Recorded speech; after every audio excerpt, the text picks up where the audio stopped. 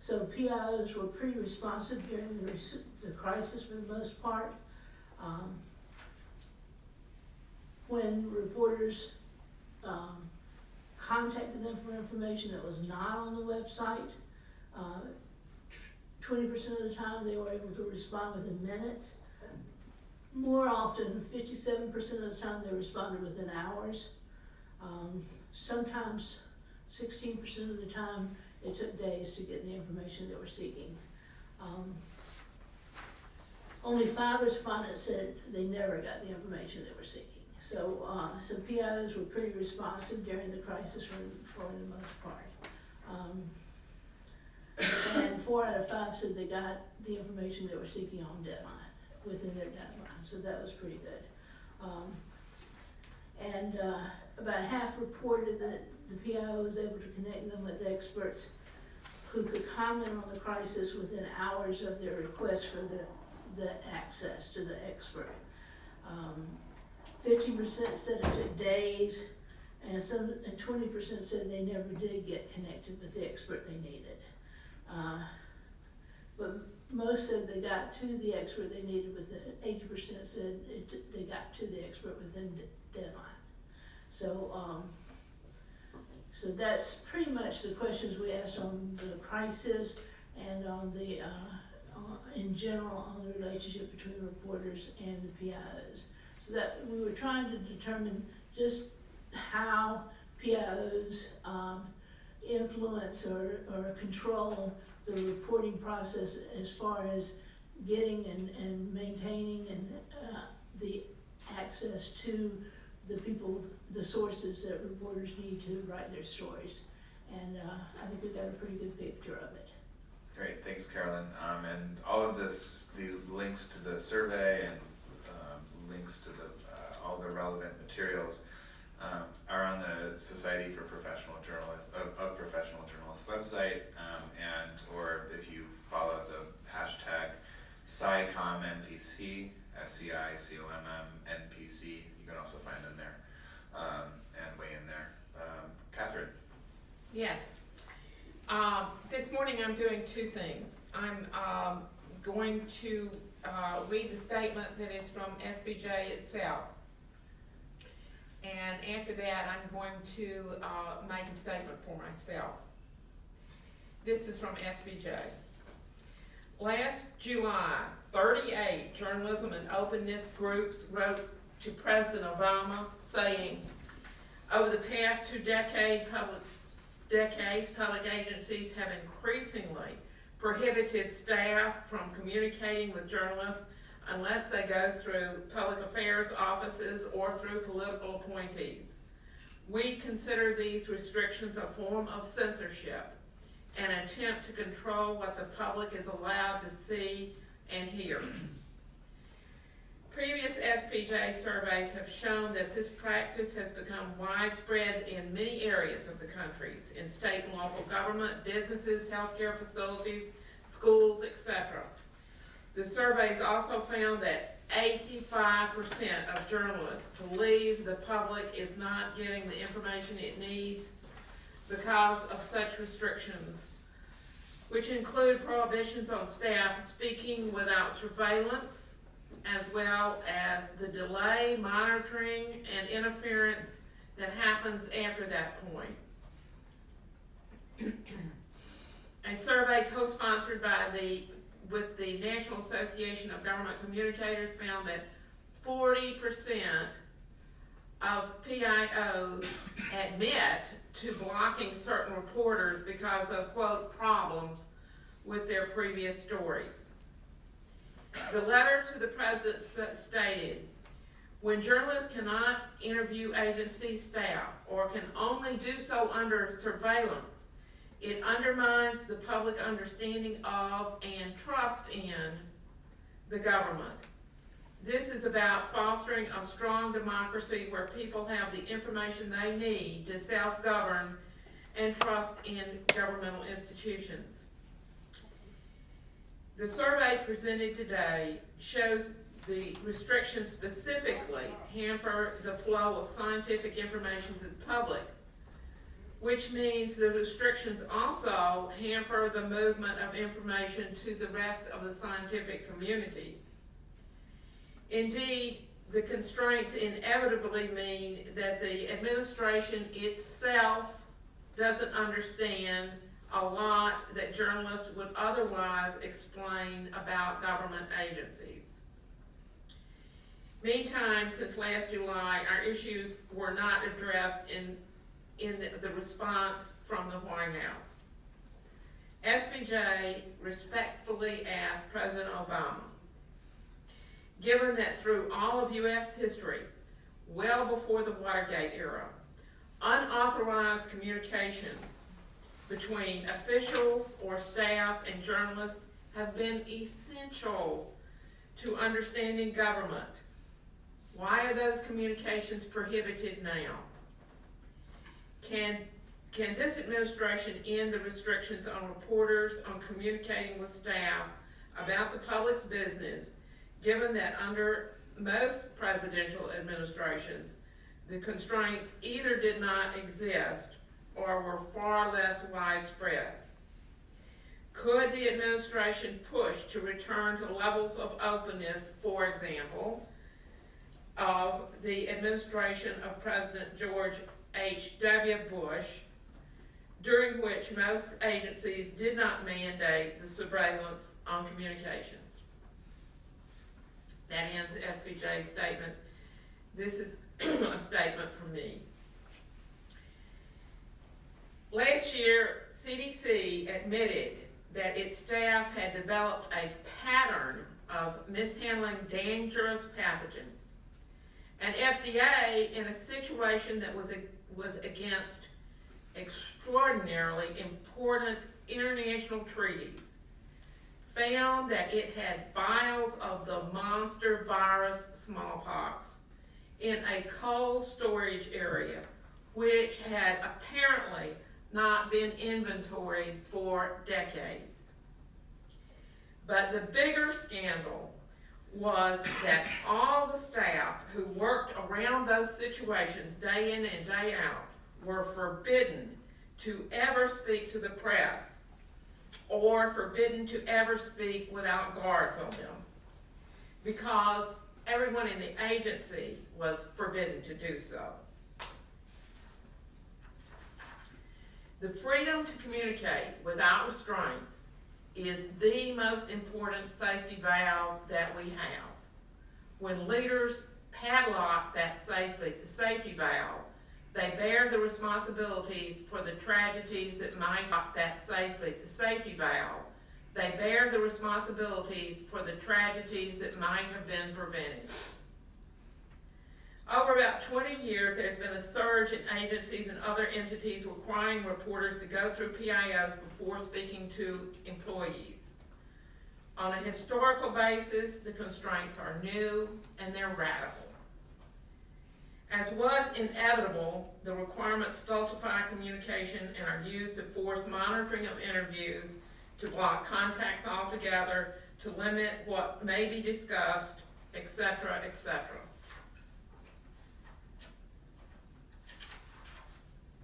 But most basically, when reporters are required to go through PIOs, the source people know they are under surveillance by the official structure, and that changes everything.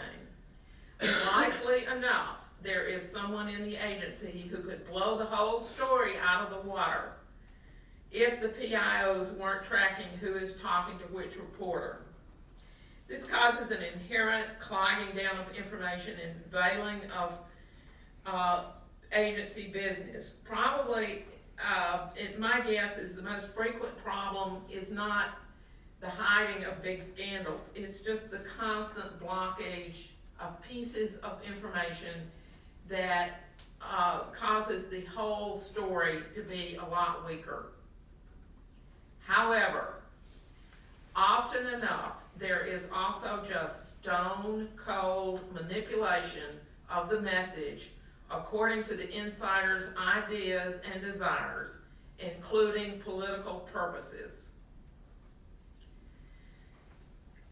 our surveys have, the SBJ surveys have documented that this has spread to many areas of the country, state and local governments, hospitals, schools, apparently also police departments.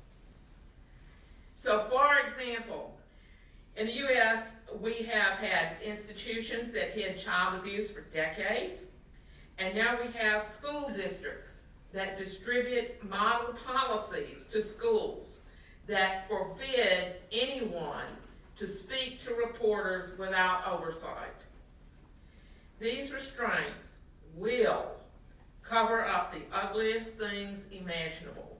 Over time, they have to, given that millions of people are forbidden to tip off the press, often the only safety valve available. As a society, we are now telling employees, don't you ever tell us.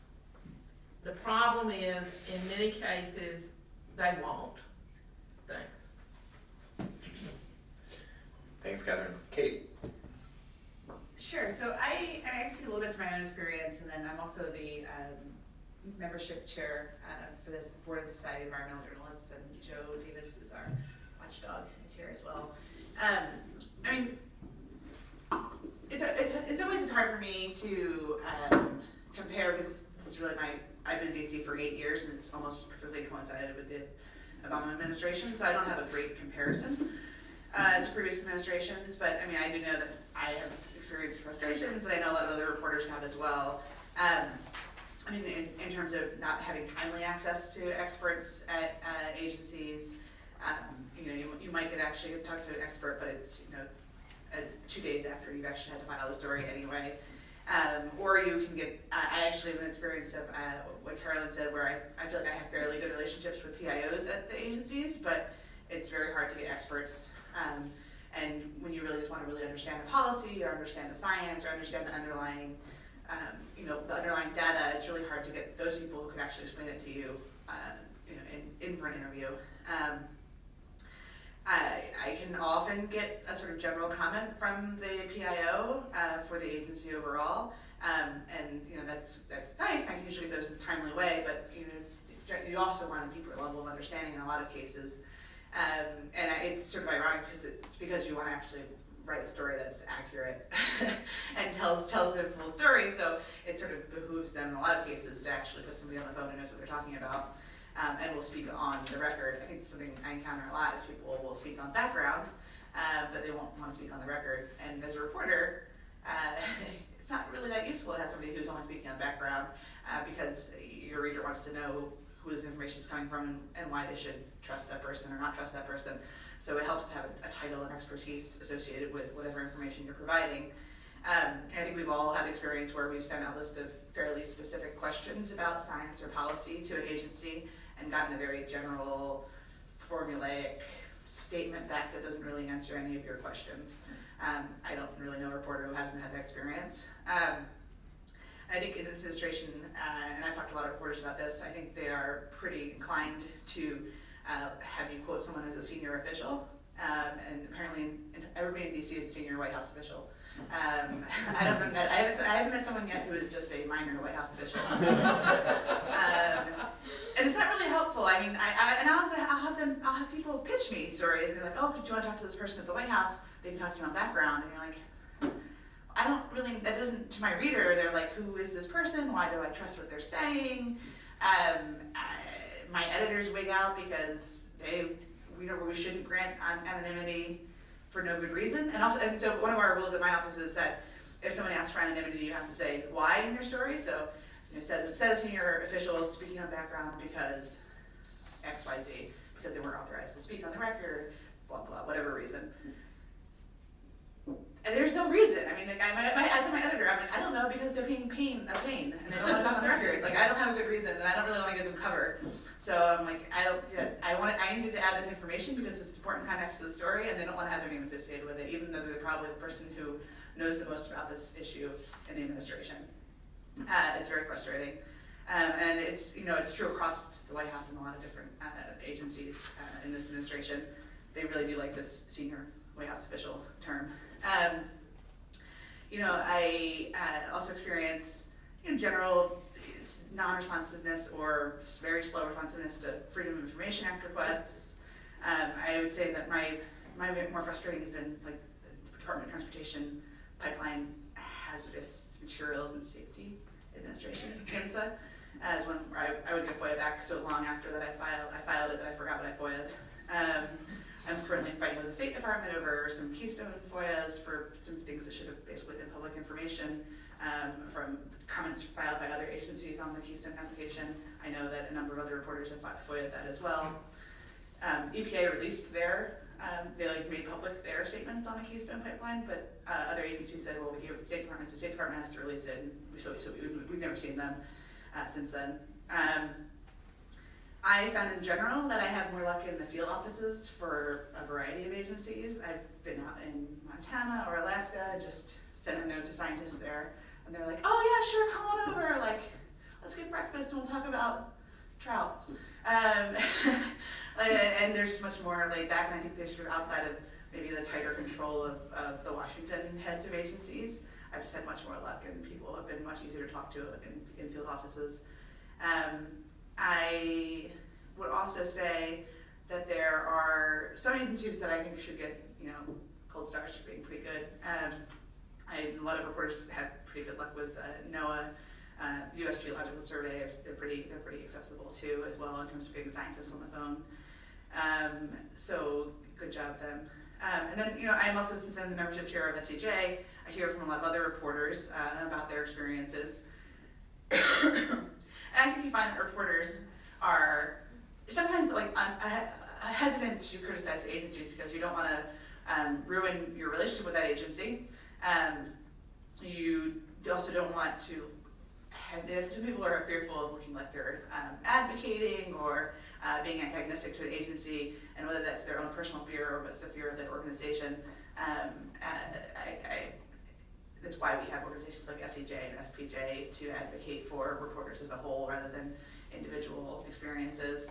At SEJ we have the watchdog, which does regularly has an email update and website updates about things that are going on in freedom of information issues.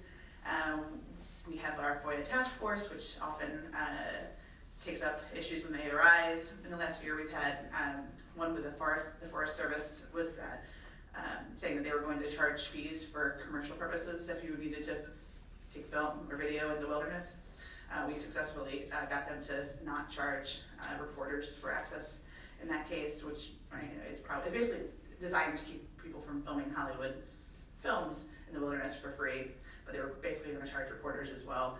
So we got them to change that policy in addition to some of our other colleagues in journalism advocacy groups. Joe's here as well, but he can talk about his current crusade is trying to get the EPA to even he FOIA'd the EPA to find out what their press policy is, because they say that there's that these rules that we experience don't exist on paper, so we're trying to find out what the actual rules are about talking to folks at the agency. So he filed that FOIA last June, and now is in the process of appealing to actually try to get that information, since he still hasn't gotten it yet. So maybe Joe will talk about that a little bit as well. But I'd say the work of SEJ is really sort of trying to be a sort of umbrella advocate for a lot of these issues that journalists are experiencing. Yeah, the EPA has been especially squirrely in some ways when it comes to articulating what it is that their policies are. Back several months ago, the Unit of Concerned Scientists joined SEJ and SPJ and investigative reporters and editors and a number of other groups on a letter to EPA regarding their science advisory board when the board board members had received a memorandum from the chief of staff of the EPA directing them to check with public affairs before they, as independent scientists, spoke about anything related to the work of the board, which basically tells individuals who are professors at universities that they can't talk publicly about their research if they decide to serve on a science advisory board. And that was a policy that the agency effectively walked back a few months later, a couple months later, but certainly that seems to be a big thorn in EPA's side. So I'd love to get questions from people in the room. But first, we just wanted to ask, briefly of Kate. What is the response when you explain to PIOs and others that your goal is to build trust with leaders or with readers and to get, and that, talking on background, not for attribution, post deadline, more generally, is not in service to the readers and not in service to the agency. What's the response? Is there one? I don't know if I've ever just had a conversation with them about that overall issue. I think I don't know a reporter who's never complained about that issue to the PIO or to whatever office they're dealing with. I just think they don't really, it doesn't bother them. Whatever their overarching reason for wanting to be on background or anonymous apparently supersedes whatever reasons we have for wanting to put them on the record. And just a general question for anyone on the panel. We meet with agencies and they tell us that they're concerned about public confusion, that they're concerned that their experts are not well versed enough, and that people will play gotcha journalism with them, and they want to make sure that doesn't happen. And what are the best practices here? How do we get there? What is it that how can we help build the trust with agencies so that they feel comfortable making the changes that NOAA has made and that other agencies have made?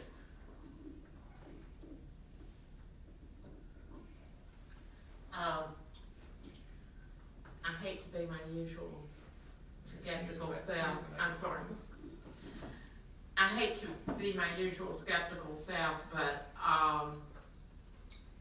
I don't think building trust with agencies is going to be the ultimate answer, although, you have to keep working on that.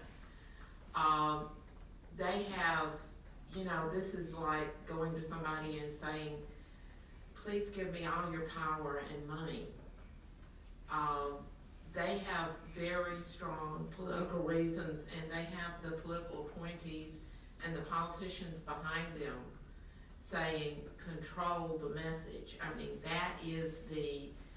That is the gold standard. That is what they are about. So you're saying to them, please ruin your career and let me get the information. I think we're going to have to be much stronger in an organized way among journalists and others to say, to unfortunately be confrontational and say, this doesn't work for democracy.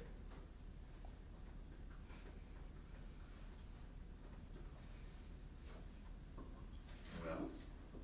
Okay, anyone from the audience want to ask a question? Please go ahead. Yes, Randy Shostak. I'm a reporter with EOS, the newspaper of the American Geophysical Union. So I wondered if a few of you might be able to respond to telling me succinctly what is the bottom line message and recommendations from this report for government agencies, for their PIOs, for journalists, and for scientists and the public.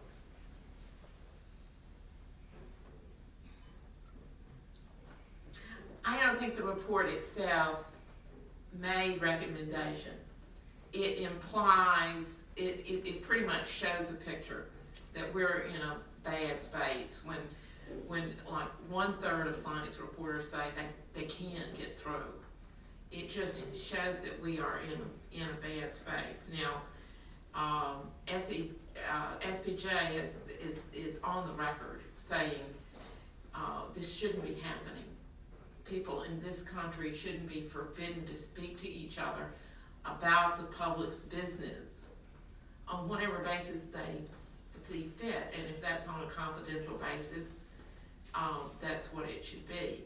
I think, we can get you SPJ's statements on this, but the report is a survey, and it doesn't make recommendations per se. You agree? I agree with you. Okay. I drew some conclusions from the findings, but I I don't make recommendations as to how to solve the problem.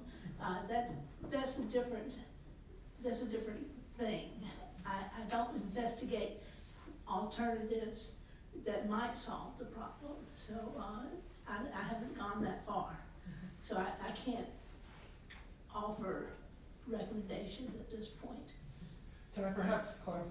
Yeah, I mean, I can give sort of the unit of concern scientist perspective on this, that, you know, scientists should be able to speak to the public and the press without having to ask for permission. That scientists have the responsibility to distinguish when they are presenting data, when they're presenting interpretations of that data, and when they're presenting their own personal opinion on what should be done based on that interpretation.